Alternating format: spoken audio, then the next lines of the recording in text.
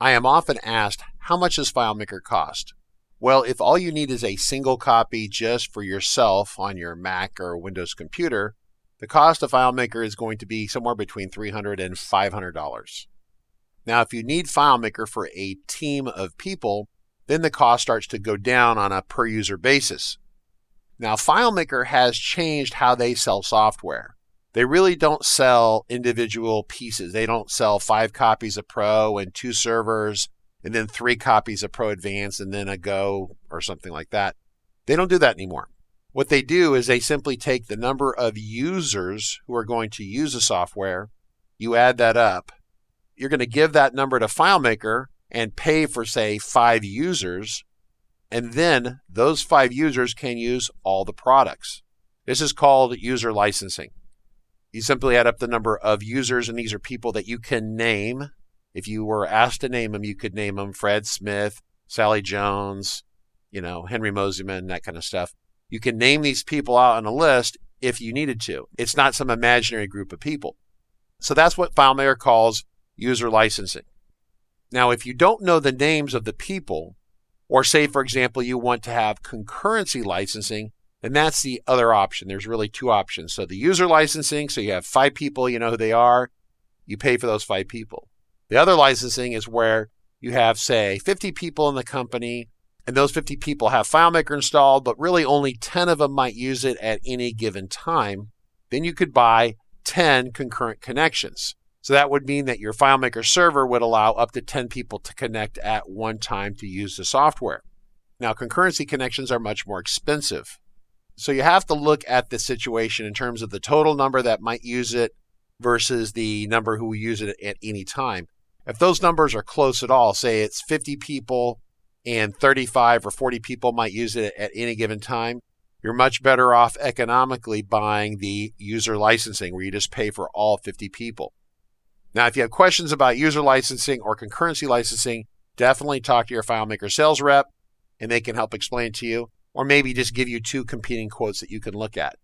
Now, the next thing to consider is whether you want perpetual licensing or annual licensing. A lot of people these days are buying annual licensing, and that's basically what you would call an annual subscription. You pay for it once a year, and that ensures that no matter what version of FileMaker comes out, you are licensed to use that latest version if you want to use it.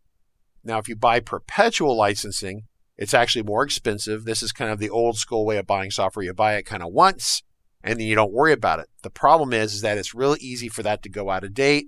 People tend to let it slide out of date, which means they don't get the security updates and other improvements that they really should have. So if you buy a perpetual license, you can every year buy maintenance. And so maintenance keeps that perpetual license up to date.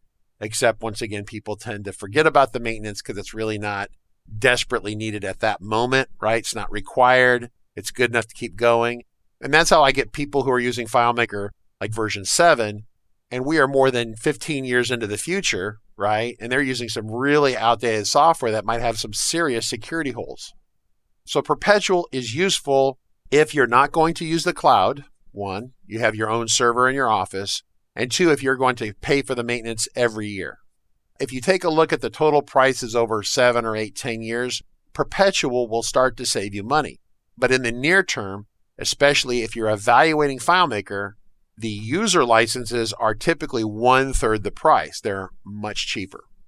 Now, to help explain all this to you, I've created a PDF which actually shows the actual explicit cost down to the pennies of what you should expect to see if you buy a 5-pack or 5 user licenses and you choose to use Amazon Cloud, which is FileMaker's cloud service.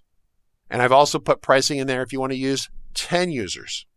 Now, after you add up the cost of the server on Amazon and the SSL certificate and installation and everything else like that, you'll find if you read this PDF that you're going to pay about $23 per user per month for FileMaker at the 5-person level. If you buy a 10-pack for 10 users, then the price starts to go down. So the more you buy, of course, the price goes down on a per user basis. Then you start to see prices in the $20 per user per month category, so it comes down a little bit.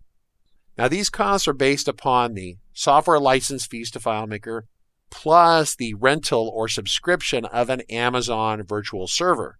The virtual servers are rented out on an hourly basis or an annual basis. Now, you want to stay away from hourly because it's just going to explode the budget. So all the numbers we're talking about here is if you're willing to commit to a 1-year purchase, right?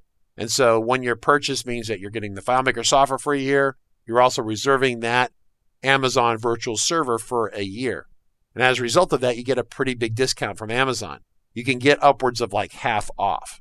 And so Amazon offers a 1-year reservation and up to a 3-year reservation if you want to go that far. And then the prices keep coming down lower and lower. So prices are based upon the software, the hardware, the SSL certificate, and a little bit of labor that you're going to have to pay someone to get this set up for you. So check out our PDF and let us know if you have any questions. Email my team at support@rcconsulting.com or email your FileMaker representative and ask them because they can tell you all about this as well.